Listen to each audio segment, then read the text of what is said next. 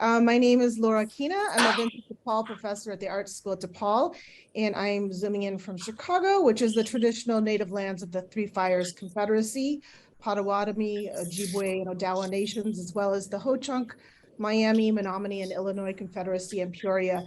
And for those of you that can't see me, I'm a mixed race Okinawan woman with white short hair, and I have clear plastic glasses on, and I'm wearing a dark shirt. It is a great pleasure for me today to introduce our two panelists. Dr. Robyn Magalit Rodriguez will be speaking first, followed by Dr. Diane C. Fujino. So let me begin by introducing Dr. Robyn Magalit Rodriguez. Is currently a full professor and former chair and incoming co-chair of the Asian American Studies at University of California, Davis. She's also founding faculty director of the Bulasong Center for Filipinx Studies, the first of its kind in the University of California system, focused on the Filipinx experience in the United States and diaspora. Professor Rodriguez is an expert on race and international migration. Her first book, Migrants for Export, How the Philippines Brokers Labor to the World, was published by University of Minnesota Press in 2010, and it won an honorable mention for Best Book in Social Science for the Association for Asian American Studies. Alongside her books, Contemporary Asian American Activism, Asian America, Sociological and Interdisciplinary Approaches, In Lady Liberty's Shadow, Race and Immigration in New Jersey, and the Filipino-American Transnational Activism. She has published over 30 academic and journalistic articles. Our second presenter is Diane C. Fujino, who is a professor of Asian American Studies and faculty equity advisor, associate dean in the Division of Social Science at the University of California, Santa Barbara. She serves as the co-editor-in-chief of the Journal of Asian American Studies and has written or co-edited several books, including Contemporary Asian American Activism, Building Movements for Liberation, Black Power Afterlives, The Enduring Significance of the Black Panther Party, and The Heartbeat of Struggle, The Revolutionary Life of Yuri Kochiyama. She works in communities with Ethnic Studies Now, Santa Barbara, Cooperation Santa Barbara, and the UCSB ÉXITO Ethnic Studies Teacher Training Project. Join me in welcoming them. Hello, everyone. Good afternoon for you. Good morning for us. We're so pleased to be joining you today. We would have really loved, I think, speaking for the both of us, to be there with all of you in person. I'm going to just go ahead and start sharing slides where we'll be on our talk for today, which will be largely based on our co-edited anthology, Contemporary Asian American Activism, Building Movements for Liberation. So before we start, I forgot that this is primarily, we're coming into you via Zoom, but y'all are in person. So I said to put this on the chat, so I might have to invite you to speak it out loud and hopefully I hear you. But what do you know about Asian American activism? What's the name of a famous Asian American activist or notable Asian American activist organization that you know? Let us know, and hopefully it'll work where we can kind of see it in the chat. I'm not sure. Otherwise, say it out loud, and hopefully I'll be able to hear you. Anyone? Anybody in the in-person audience want to say something? Yes, Kochiyama. Come up. I heard that. Yes. Oh, you heard it. Wonderful. Great. Okay, very good. Anybody else want to shout out? Well, I don't know if it is activism, community outreach in Chinatown. It's Puika. They're a school over there, and I've done some after-school work in literacy with them. And I know that they believe in outreach and bringing in diversity that way. Were you able to catch that? Yes, it sounds like a local organization. I think in Illinois, maybe Chicago. Is that what I'm hearing? It is. Mm-hmm. Yeah. Yeah. Great. Thank you. Poet Nellie Wong. Did you see in the chat, Poet Nellie Wong? Okay, Nellie Wong. I heard that. For some reason, I can't see the chat, but that's okay. I can hear you. So if there's anything else that anybody else can share, That'd be great. Otherwise, Yes, Professor Harris. Yeah, Grace Lee Boggs. yes, Grace Lee Boggs. Great. Anybody else? Naomi Pike, she's a scholar and activist. Right. Yes, she is at Urbana-Champaign, really great colleague of ours. Yes, thank you.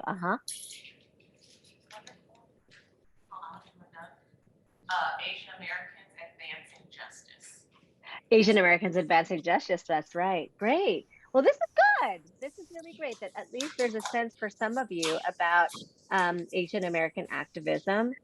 Certainly, Yuri Kochiyama is known.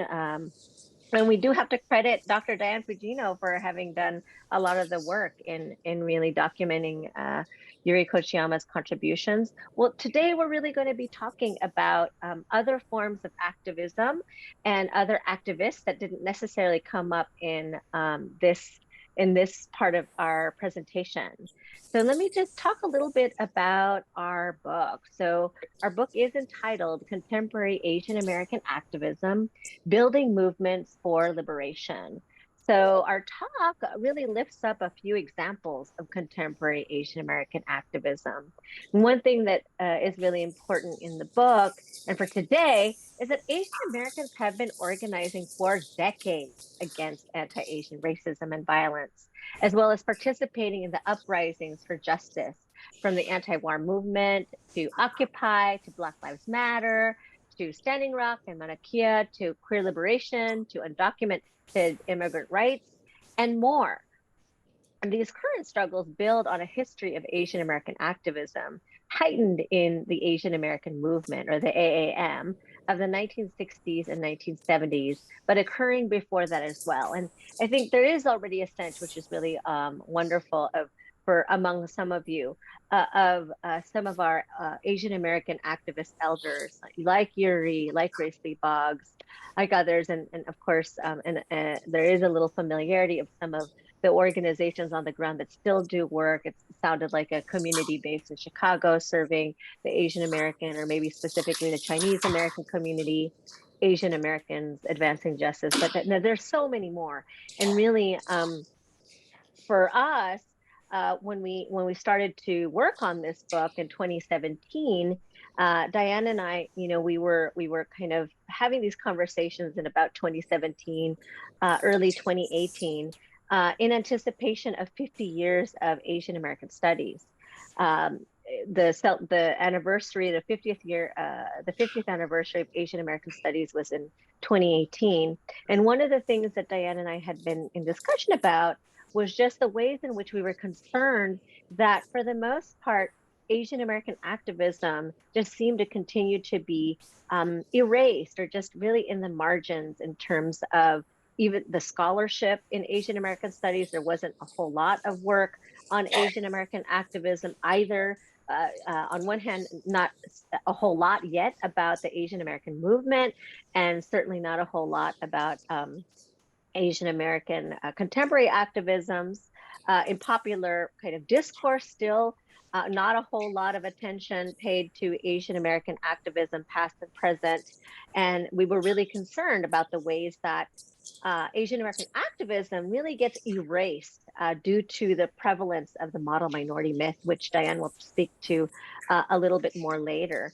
So one of the things that's really, I think, striking and unique about our book is we didn't just want to write about activism, which is oftentimes what scholars do. We kind of write about activism or write about a particular topic. For us, we wanted to really do the work of supporting the writing by activists. So we really, really thought that it was going to be important in this book to weave together not just scholarly, but activist perspectives to amplify the struggles 21st century Asian Americans are speaking out and standing up against. So we really wanted to highlight in particular too, the importance of intergenerational knowledge and racial solidarity in each of the chapters that our contributors ended up writing.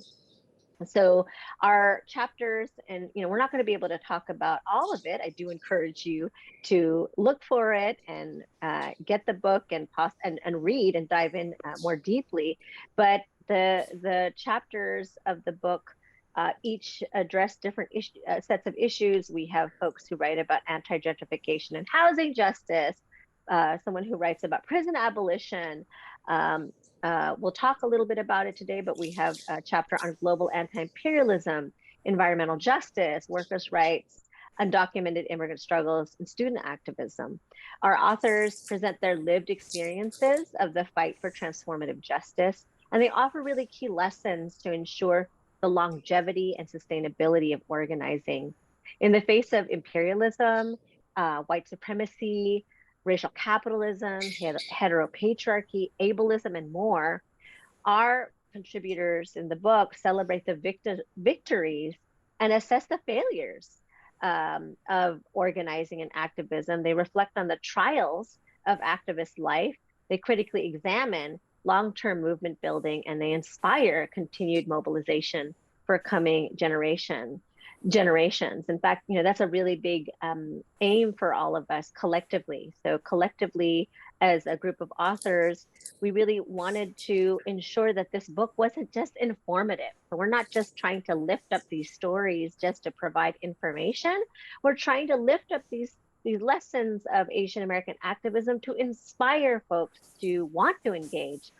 And so, as you'll see, for today, part of our conversation will also be to discuss a little bit more and share with you ways that you might plug in, whether you're an ally to the Asian Americans, to the Asian American community, or you identify as Asian Americans. We're hoping that our book and certainly our talk isn't just providing you with information, but somehow lighting a little bit of a fire in you and inspiring you to want to engage.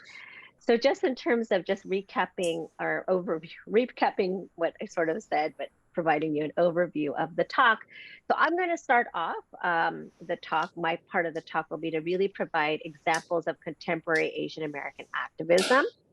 Again, I'm not going to be able to go over all of the kinds of activisms that are out there.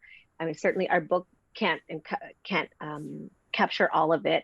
And for today, I won't be able to capture all of the book, but I will highlight a few examples of contemporary Asian American activism. Then I'm going to turn to Diane, Dr. Fujino, to look at the roots of contemporary Asian American activism in the Asian American movement. And then we'll have a discussion, hopefully, and we'll be able to maybe share the various ways you might be able to plug in if that is something that at the end of this talk you feel moved to do. So let me just go ahead and start with just examples of contemporary Asian American activism. So I picked 3 from the book. The first example I wanted to speak about today is immigrant workers' struggles. So I should just quickly say this is a picture of Javed Tariq, who also was the author with Diane Fujino of a chapter in our anthology.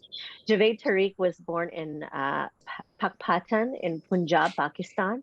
As a college student, he was active in the student movement against the military dictatorship. He migrated first to Germany and later to the United States in 1990.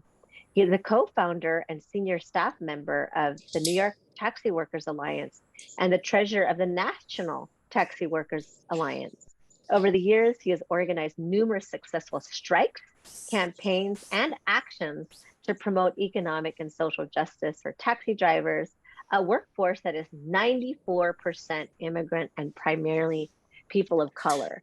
So some of the things that the chapter highlights are just these really great successful campaigns that the New York Taxi Workers Alliance was able to launch since its founding. So one of the notable moments in the organizing for the New York Taxi Workers Alliance was in 1998.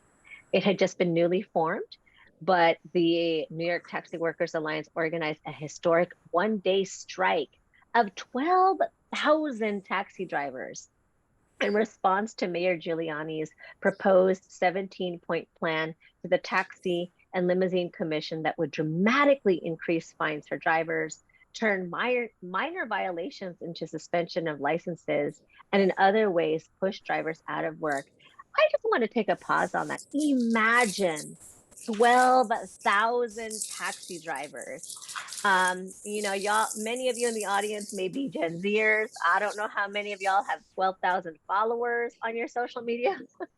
That's a lot of people just to follow and click a button. Imagine 12,000 taxi drivers not going to work to protest a proposal on the part of the New York mayor that would impact their lives. Huge to sort of think about what it takes to organize at that scale.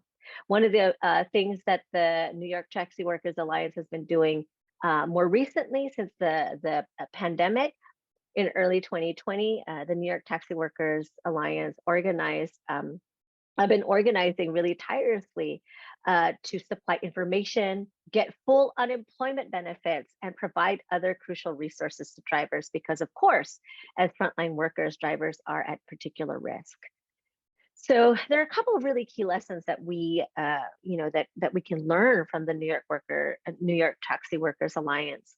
One of the key lessons is that workers of different ethnic, racial, and religious forms of difference can come together in collective struggle. And that's really what's exciting about the New York Taxi Workers Alliance, is because many of the folks who form the core of their base are people who have some serious differences, and actually, in fact, maybe in their home countries might not ordinarily connect with one another because these differences could really form major cleavages. But what they've been able to do in New York is actually breach all of those differences and have workers come together in common cause. Another thing that's really, really important is, despite the very individualized nature of the workplace, right? Imagine taxi workers, right? It's not like they all come together in a factory where they kind of see each other, can hang out at on the shop floor or at lunch hour maybe, but they work in individual taxi cabs. But one of the great lessons is, even though they're all on their own, patient one-on-one organizing was key in being able to engage workers to be part of a collective struggle. And worker leadership is vital. So one of the things about the New York Taxi Workers Alliance is they give workers a chance to emerge as leaders. So it's not like necessarily college educated folks who have all the language to be able to maybe, speak in a certain way, or who have certain kinds of experiences, that people who workers themselves are taking the lead in this struggle. So that's a really important lesson there. Another example of contemporary Asian American activism is transnational activism. This chapter was written by Jessica Antonio, who was first elected as the National Secretary General of Bayan USA at the 4th National Congress held in Chicago in 2012, and was elected as the propaganda officer for the 6th National Congress in 2018. She was first introduced to the National Democratic Movement in Seattle 2004, and has been part of the movement since joining the League of Filipino Students at San Francisco State University in 2007. Experiencing Philippine exposure programs in 2008, 2010, and 2017 solidified her commitment to human rights and activism on a local, national, and international level. I guess I should also say with pride that I actually was the one who helped found the very organization that started Jessica's activism, the League of Filipino Students in the Bay Area. One of the things, and again, we wanted to also pick examples that were sort of connected to folks in Chicago. I remember being in Chicago during the Bayan USA Congress and seeing Jessica rise to leadership. Now, what's Bayan USA? And Bayan continues to be very active. In fact, Chicago was ground zero for a lot of folks who've been organizing around democracy in the Philippines for the last almost 50 years, actually 50 years already. Some of my mentors came from Chicago, actually, folks who started in Chicago, then moved to California. So through Bayan USA, Filipinos in the United States, many who are US born or even US citizens, can become direct participants in the Philippine National Democratic Movement, a movement for Philippine national liberation that strives to root out what they believe are the three basic problems of the Philippines: US imperialism, bureaucrat capitalism, or kind of corruption and cronyism is another way of thinking about bureaucrat capitalism. Feudalism, because the Philippines continues to be a peasant society dominated by a centuries-old landlord class. Right now, a big issue is that the dictator, Ferdinand Marcos, who was responsible for just many human rights violations for the several decades of his rule, which was ended by a transnational activist movement that included many Filipinos as well as other allies. The People Power movement brought down that dictator, but since then, Marcos's family has reconsolidated itself. And more recently, and of course, it wasn't a fully democratic election, lots of election fraud. But his son, the son of the dictator, was recently elected to the presidency just recently. And so Diane USA and other organizations engaged in transnational activism continue to be activated to really raise awareness about rising human rights violations in the Philippines. Again, key lessons from this movement is that homeland issues resonate with the second generation and beyond. Certainly something that was very, very true for myself. I was born and raised here in the US, and yet what was happening in the Philippines deeply resonated with me and became something I wanted to get involved in. Homeland movement lessons have positive impacts on diasporic organizing. Again, I can share that, I learned a lot from people power movement leaders in the Philippines who were able to really organize under some of the most repressive conditions, and yet were able to get to a place after decades of dictatorship to activate hundreds of thousands of people to bring down the dictatorship. And all those lessons were lessons that they were able to pass on to people like me and here in the diaspora. Some of the things that we also learned from this movement is that experiences of racism can form a basis of critique of US empire. So in other words, when in Jessica's chapter, she talks to all sorts of second generation Filipino Americans asking, well, why did you join this movement? And oftentimes people talk about how their experiences of white supremacy often let them kind of down this road of really starting to critique just the US and its history of imperialism, in addition to just trying to examine white supremacy and its impacts on their daily lives. Another example, and the final example that I'll look at of contemporary Asian American activism, is political education. So political education is the kind of education that you don't necessarily do in the classroom. It's the education that organizations, activist organizations, community organizations do as a means of really deepening organizers' understanding and analysis of the issues that their communities face. So political education is very much a pillar of revolutionary praxis. In other words, to understand how to deeply transform society, which is what revolutionary praxis is, you need to understand it first. And so grassroots organizers have long utilized political education as a strategy and method to educate, mobilize, and organize local people.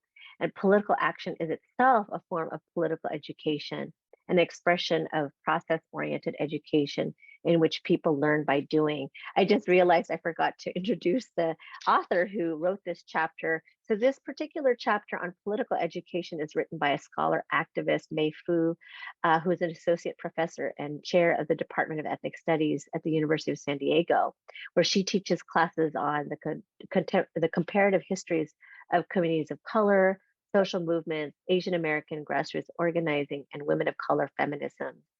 Drawing on oral histories with movement activists, her research examines the political praxis of Asian American community organizing from the 1960s to the present. She has participated in grassroots movements for educational equity, transformative justice, and community accountability, affordable housing, and cross-racial solidarity. And among the case studies that she works on in her chapter of organizations that look at that really engage in political education are some organizations even based on the East Coast. So even though Diane and I are coming, or Professor Fujino and I are coming from California, and we definitely have a lot of California case studies in our book, there's also just a wealth of Asian American activism happening in the Midwest, happening on the East Coast as well, which we wanted to be able to highlight here. So what are some of the lessons from the political education work done by activists? Well, one is that political education, as it's done in these activist groups, really focus on the lived experience of people and just relevant education, right? There's a way where we want political education work values everything that we've lived as people of color, or in our case, as Asian Americans, as part of the curriculum in political education work. Another thing that's really important that we're finding is that people are able to really engage in the important lessons from political education through horizontal learning and dialogue. Right? Political education isn't about bringing in experts who tell students, talk to students from their positions of expertise. It's about folks learning from one another in community and dialogue. Another thing that political education does for organizations is it supplies folks with the skills to do some critical thinking, and more than that, to really encourage them and inspire them to act and to address the issues that are facing their communities. So these are some of the case studies that we wanted to be able to highlight for today's talk. Again, as I mentioned at the very beginning, a key intervention we try to make in the book is to say that the Asian American movement, which emerged in the late 1960s, really helped to shape a social consciousness among those who descend from different parts of Asia as Asian Americans.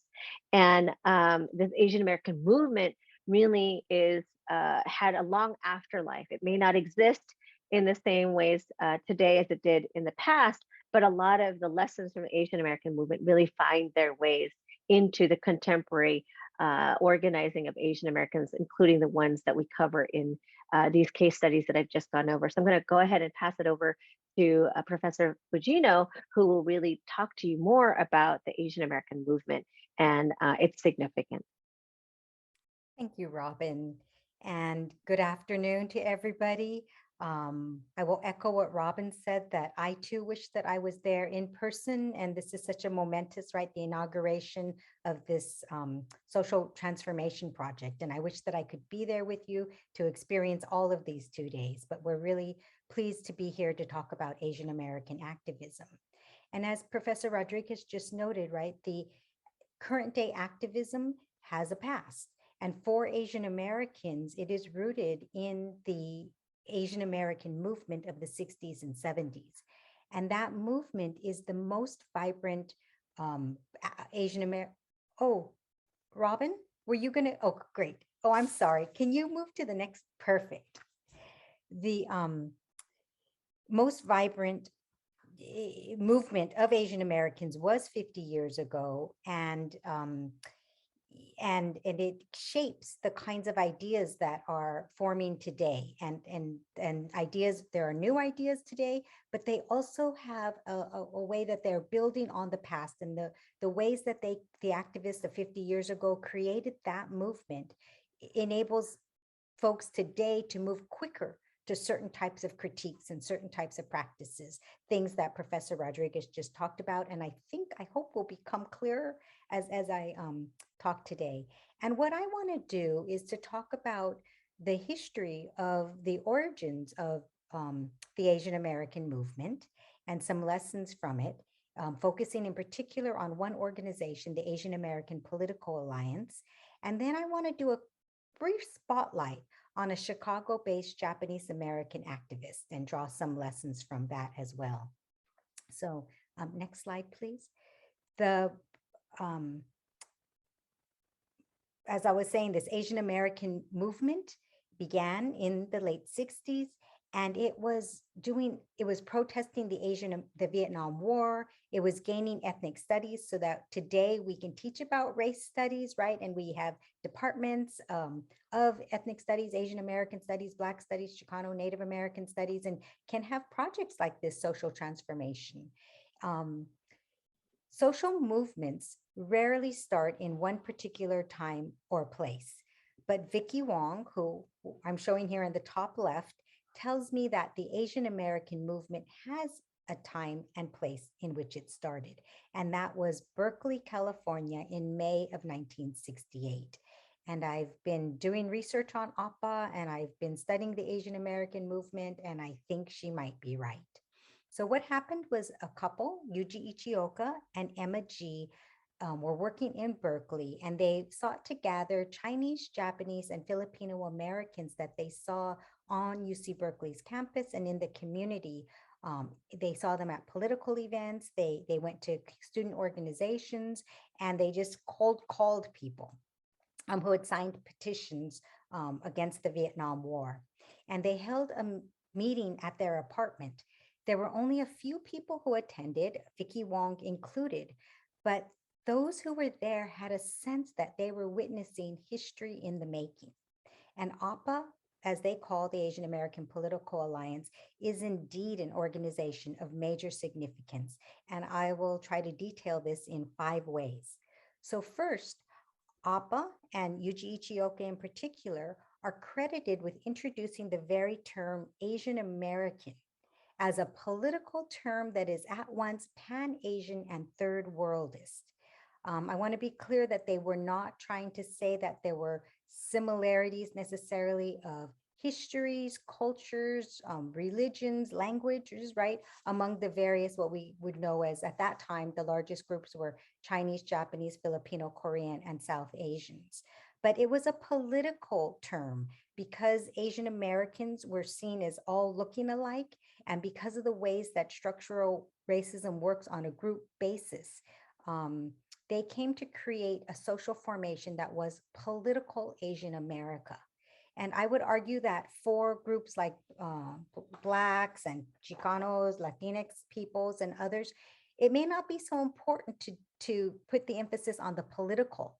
But for Asian Americans, right, the most dominant representation is of model minorities and of invisibility. And so it is important to name that racism impacts Asian Americans. This became more evident with COVID, and especially after the Atlanta killings last year. But before that, and I would argue even to this day, there needs to be an intervention called political Asian America. The second thing that APA did was it worked in communities and it engaged Pan-Asian organizing. Pan-Asian political organizing was new. Mostly people had organized in Chinatown, in the fields of farm work fields with Filipino and Japanese farm laborers. And they had not necessarily come together in Asian American formations, or even if there was unity, such as Japanese and Filipinos working in the fields in Hawaii on strike together, they didn't come together and see themselves as something called Asian American or as united in that way. It was more a solidarity of 2 different groups. One of APA's first actions was to repeal what's called Title II of the 1950 Internal Security Act. That act was passed in the Cold War, and it was designed to target radicals or anyone engaged in activism that disrupted business as usual. And one major provision, as we have here on the slide, permitted the US president, in the event of invasion, war, or insurrection, to detain each person as to whom there is reasonable ground to believe that such a person will probably engage in or probably conspire with others to engage in acts of espionage or sabotage. Well, for a Japanese American community, right, whose parents were incarcerated, and there were actually the Nisei, the second generation, who themselves had been incarcerated, and the Sansei, who were young people, a lot of college age during the war, whose parents and grandparents had been incarcerated during World War II. This type of language just raised alarm bells, right? Japanese Americans, as we know, including my parents and grandparents and whole family, were incarcerated without any evidence, right? Without, and charged with being national security risks.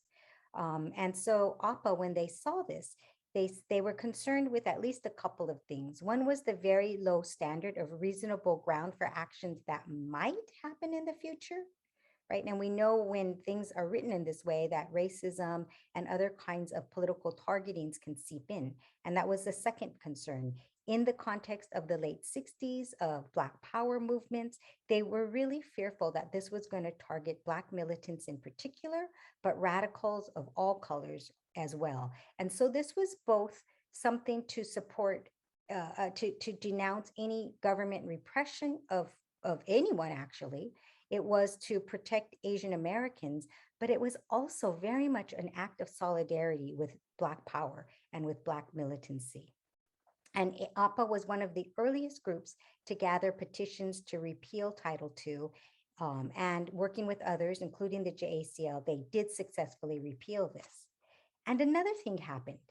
Because this required them to draw on their own histories of incarceration, right, during World War II, it inspired the very first time that the Japanese American community came out and talked in large numbers and in political ways about the concentration camps. And it helped to lead to the formation of the redress movement. APA also was doing organizing in Chinatown and around Filipino farm workers and lots of other things that I wish I had more time to talk about. Next slide, please. The third point that I want to make about APA is that they asserted a politic of third world solidarity.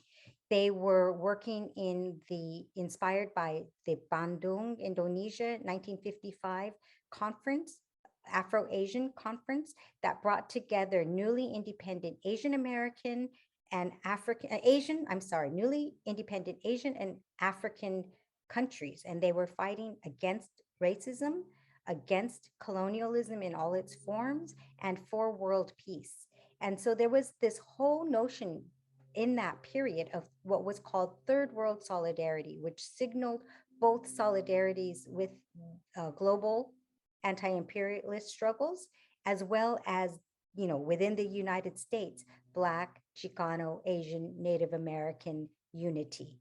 And one of the places that they had that unity, which you might know about, is they formed third world liberation fronts at San Francisco State and at UC Berkeley, where they went on strike and gained what they were hoping for, third world studies, and they gained ethnic studies, which became formidable, right? I would argue that the creation of ethnic studies, Black studies, Asian American studies, and Chicano studies and so forth has shifted knowledge production, right? It has really brought in different kinds of critiques of colonialism, settler colonialism, racial capitalism, racialized heteropatriarchy, as well as bringing people of color from the margins to the center.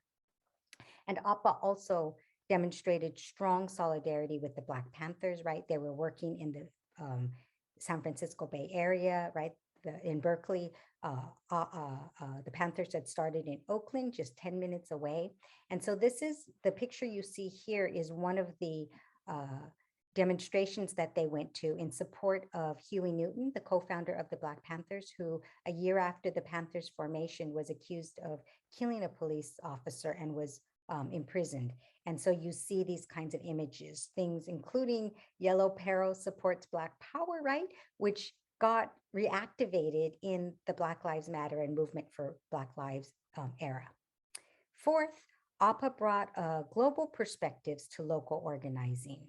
And Robyn talked about the ways in which experiences with racism and understandings of race, right, in the United States can spark an awareness and the development of a critique of imperialism. And that is partly what happened for APA. And they really brought together, their politics really were so informed by the anti-war protests going on against the Vietnam War and by Black Power politics of self-determination, right? And they critiqued US imperialism. This is something that they brought to the anti-war movement, which that mainstream movement was focused on saving American lives, right? Bring the boys home. And APA framed it as self-determination for Vietnamese people and stopping. You see in the second thing, these come from APA perspectives. This is kind of their program. And the very last text on this slide is we Asian Americans oppose the imperialist policies being pursued by the American government. They were talking in particular about Vietnam, but they were also talking about what happened with the US dropping of atomic bombs on Hiroshima and Nagasaki, the US military occupation of Okinawa, the Korean War, and so much more. Next slide, please. The fifth thing that I want to say about APA is that they asserted a model of collective leadership. They wrote in their papers things like this: leadership was not making good speeches, rallying people, or having charisma per se. Instead, they defined leadership as leading to effective action. So they didn't want people to just talk. I mean, of course, they did. They studied, they read, they thought analysis and changing the narrative and representations were all important, but they didn't just want talk. They just didn't want the people who led the meetings or who were great orators. And in doing this, they were deliberately making a critique of what's known as the charismatic leadership model, where there's a singular leader who is charismatic, almost always embodied by a man. It's a very individualistic model. And they consciously opposed it. They rotated leadership. They formed committees where different people were doing different kinds of work based on what was needed rather than having hierarchical leadership. And here they were aligning with and promoting ideas discussed by people like Ella Baker and Yuri Kochiyama that critiqued charismatic leadership, that noted that we need diverse skills and knowledge, right? And that it will take a collective working together in an organized way to create change. APA ended up inspiring the formation of APAs across the nation. And they did many things in having a lasting impact. As just one example, the APA at Yale started the first journal of Asian American studies in this emergent field, and that's AMER Asia Journal, which continues to this day. Next slide, please.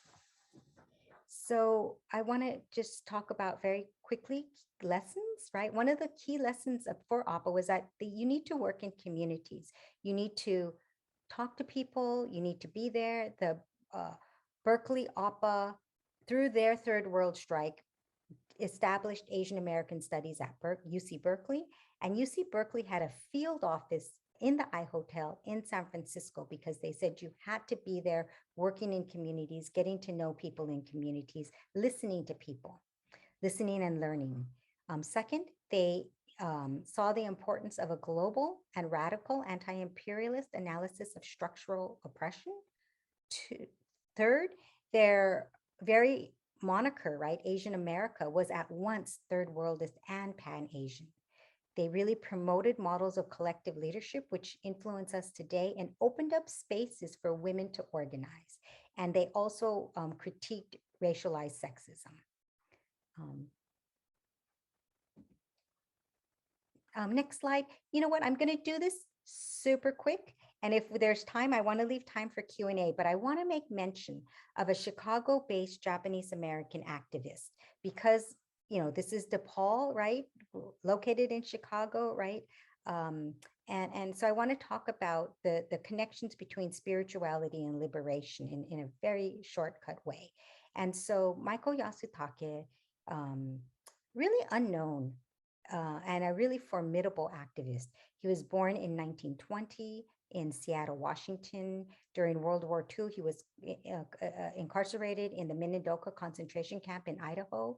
He was a conscientious objector of sorts during World War II. Afterwards, he becomes an ordained Episcopal minister.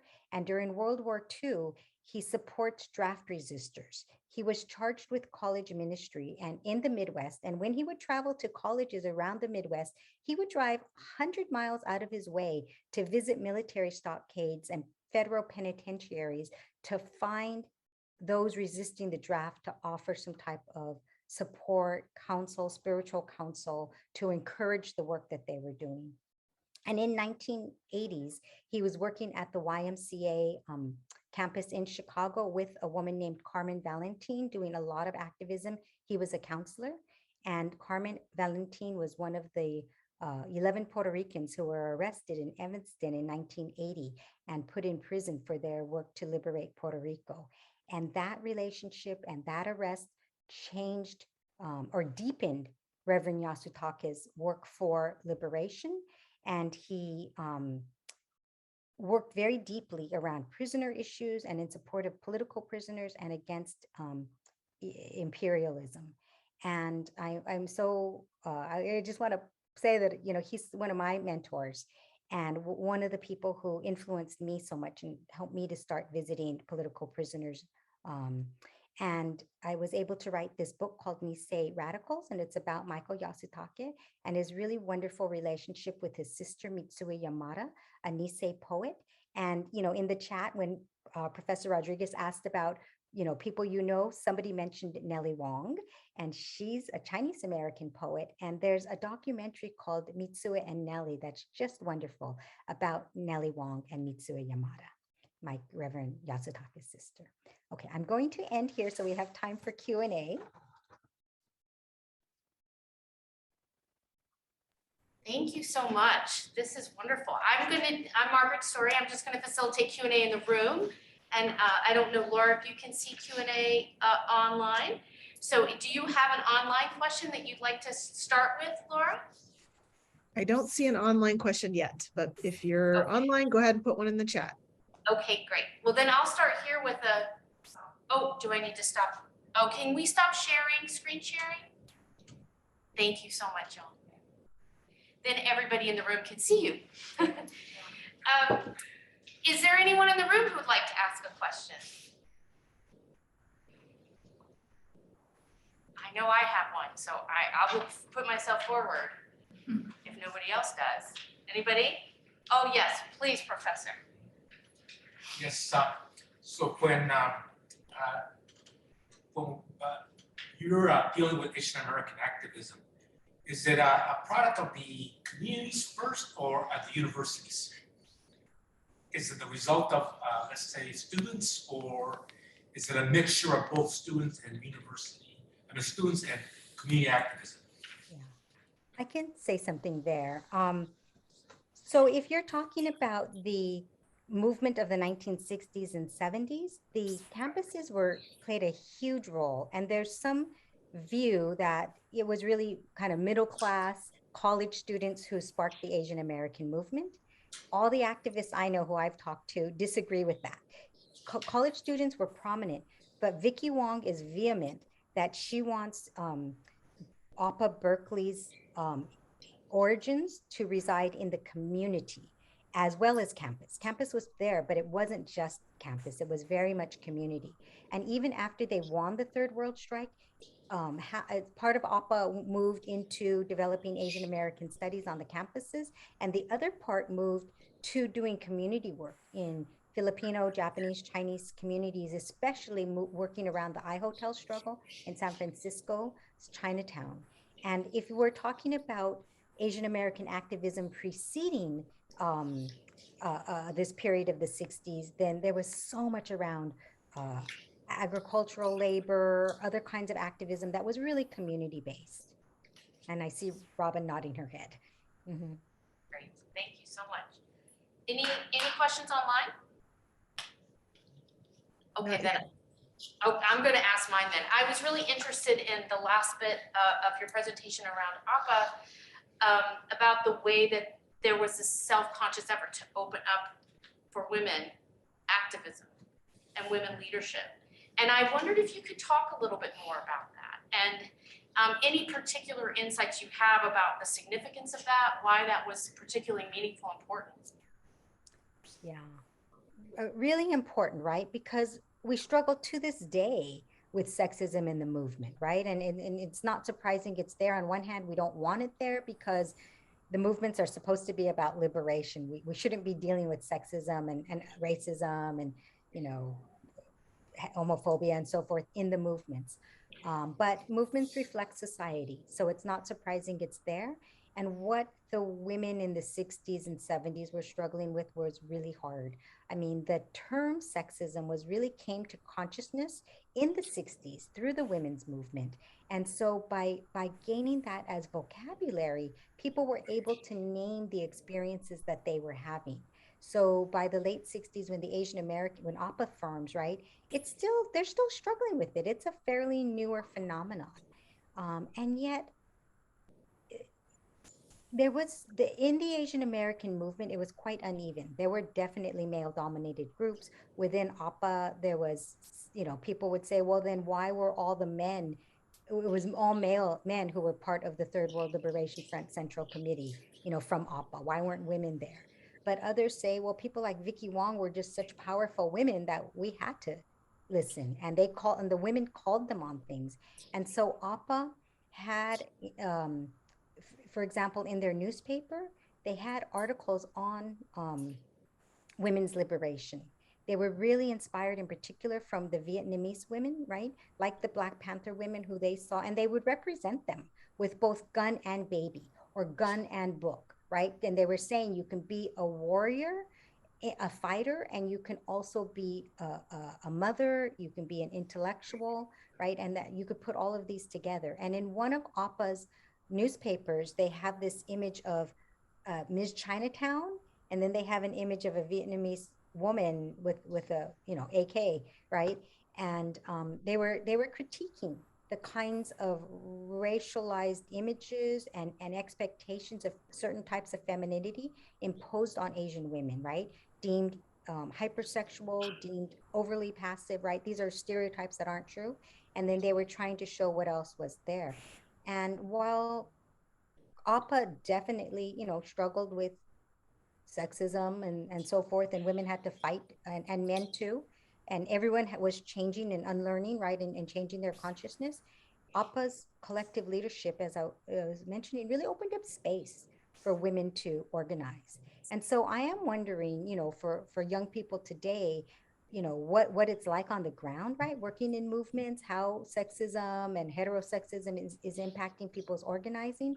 And I'm also wondering what you think about like how the work of 50 years ago and the struggles they had, right, including for intersectionality, which they didn't call it, but against race, class, and gender oppression, shapes the way that we're able to work today. Thank you so much. That's such a helpful answer. Thank you. Yes, please, Rosa.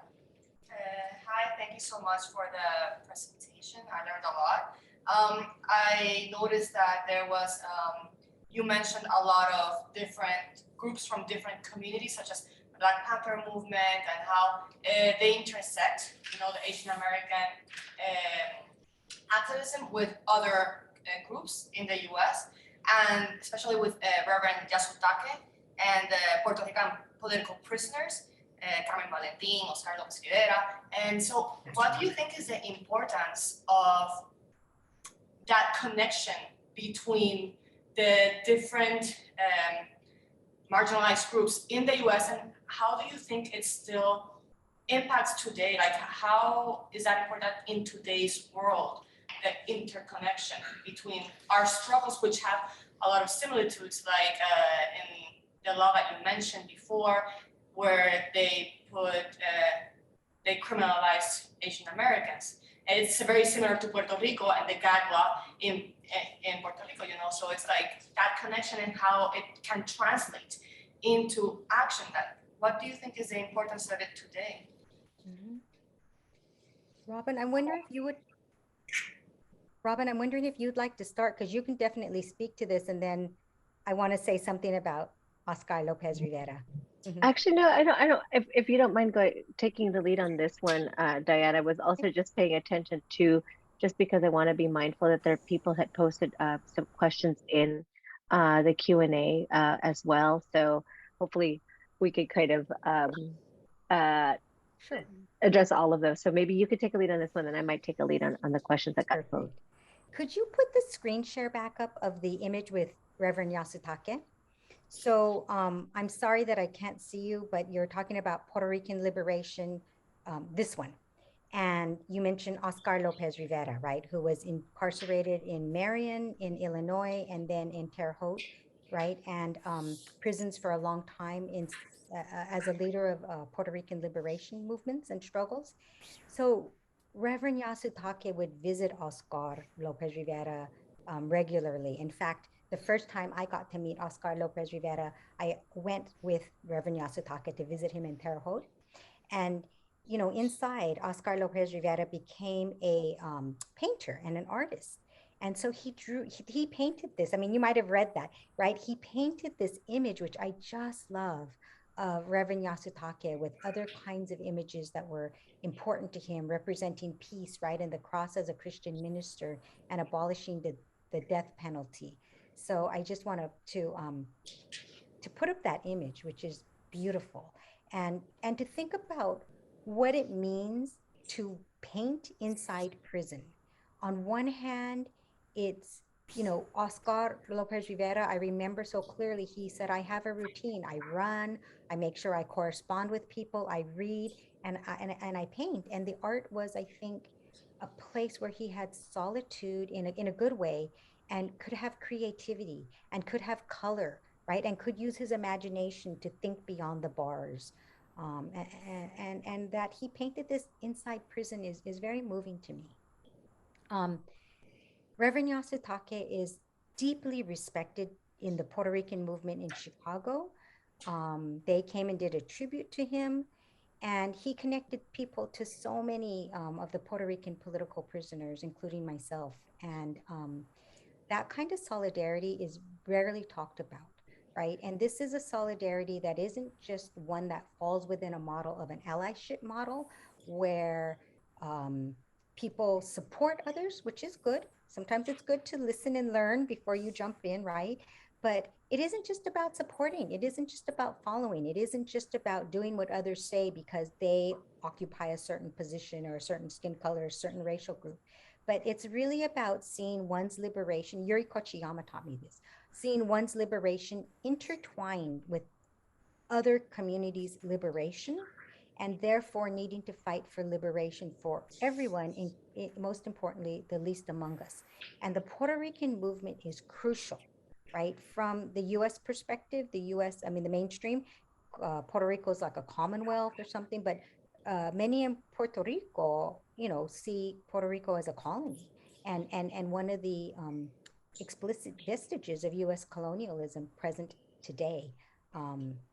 Anyways, I could go on and speak to that and some of the major problems, but I'll stop. And we can probably stop screen sharing. Thank you. I guess we did have two questions. Robyn, looks like you answered one of them. Did you want to take that on about artists and writers? Oh, yeah. I mean, just to quickly, I kind of quickly answered it. You know, I typed it in, but just with respect, there was a question about any additional stories about the role of artists and writers in these movements that they're aware, for instance, that there is a contemporary movement among Asian American activists working in Broadway venues, and in Minneapolis, the Asian American Renaissance has had a great impact on the visibility of writers across Asian American communities. I just simply said, with respect to the Asian American movement, a major intervention by artists was to create autonomous spaces for cultural work. And I mentioned visual communication, for example, in LA, that tried to create alternative films. There were and still are literary collectives organized by writers to self-publish poetry and prose, like the Kearney Street Workshop in San Francisco, which still exists. Of course, there's still a lot of Asian American cultural organizing. I mean, Professor Laura Kina is also a fantastic Asian American artist who I think is a really exemplar too of this kind of tradition. So hopefully, Barry, that's helpful for you. There is another question from Heather, just appreciating Professor Fujino's discussion about understanding and studying critical Asian American activist movements of the past now help us to move more quickly to certain analyses today. And they're asking if you could say more about this and how we can make broader connections to the struggles over education today, such as the political debates over anti-racist and ethnic studies and the role of Asian American studies in these struggles. Okay, I guess you're giving that one to me, Robyn. Well, I could also take that. Yeah, sure. Yeah, if you want to start, and I can do it after. Yeah. Sure. I think that, we continue, of course, to fight for Asian American studies more specifically, but also more broadly ethnic studies. And this is a fight that is happening not only at the college and university level, but certainly it's happening in our school districts. In California, there was a successful fight for ethnic studies, the creation of model curriculum, and kind of these graduation requirements happening sort of at the state level for the colleges, but also at the district level. And of course, we know there's also been a tremendous pushback, real pushback. It's now becoming the hot button issue being picked up by the right wing to fight against, what's being called critical race theory, or CRT, right? So this is a major battle happening in our communities. And I guess what I can say is, that in many ways, that's exactly, it's because Asian American Studies does provide, and ethnic studies more broadly, does provide some these critical analytical tools, and more than that, does invite engagement that there has been such a pushback that it's because of the power that it can offer, that it becomes so dangerous for folks who are bent on maintaining and consolidating structures of power, bent on maintaining as opposed to dismantling white supremacy. So, what's exciting though is, there is a vibrant movement happening. Asian American studies, ethnic studies, I think partly due to some, the movements of 2020 in response to police violence, but also rising anti-Asian hate, and also just the disproportionate ways that communities of color were impacted by COVID. We do see a certain resurgence of organizing across the country, and folks are being activated to fight for the advancement of ethnic studies, even as folks are fighting to defend it. And I think that we're going to continue to see this struggle kind of unfold in the coming years. And I know Diane and I have been very active locally in our communities in both fighting for the advancement of ethnic studies and its defense. I don't know, Diane, if you wanted to kind of speak to this a little bit more. I would like to, and I want to combine both questions, because if you see this behind me, this is a silk screen by David Monkawa, and it's at, the Zoom makes you crazy. I don't know which way to go. It says, I'm just going to stay still. It says 1942 to 1992. So this was at the 50th anniversary of the incarceration of Japanese Americans. David Monkawa is an artist who drew for GITRA, the Asian American Movement publication that came out of UCLA, and really documented the Asian American movement. And so he's an artist and an activist, and he drew this beautiful silk screen as part of the NCRR, the National Coalition for Redress and Reparations, in 1992, as they were, even though they won the Civil Liberties Act, right, the Redress Act in 1982, it was signed into law, but there was still, people weren't getting paid. There was the Peruvians who were literally kidnapped off the streets and not compensated. Anyways, so I want to just point this out. And then as a segue into Asian American Studies, the Journal of Asian American Studies recently changed its cover to include more larger space for art by Asian American artists. And the very first issue, which was February of this year, has an image by David Monkawa that shows detention, and it's connecting Asian Americans with children, with Muslim Arabs, right, in a protest against detention, or again, drawing from the experiences of Japanese Americans. So I want to say, in response to this question in the chat about, right, moving more quickly to an analysis today because of struggles in the past, I feel like that's been my whole existence as an activist and a scholar, the things that we learn, that we can come more quickly to anti-imperialist critiques, right? That we can come more quickly to critiques of racial capitalism. And I want to say, I want to name kind of queer liberation, which was not handled for the most part really well in the Asian American movement. There were gay and lesbian is the term that was really being used at that time, the thinking, the formation in various groups. who were in leadership, but they mostly didn't talk about being queer, in public, and sometimes they did. It was known and in some ways accepted, but in a lot of ways not. And they felt like they had to hide who they were. And the Asian American movement 50 years ago didn't deal with, kind of diverse, right, race, gender, sexuality in the ways that it's being done today. And so on one hand, we can just critique it for being so backwards 50 years ago.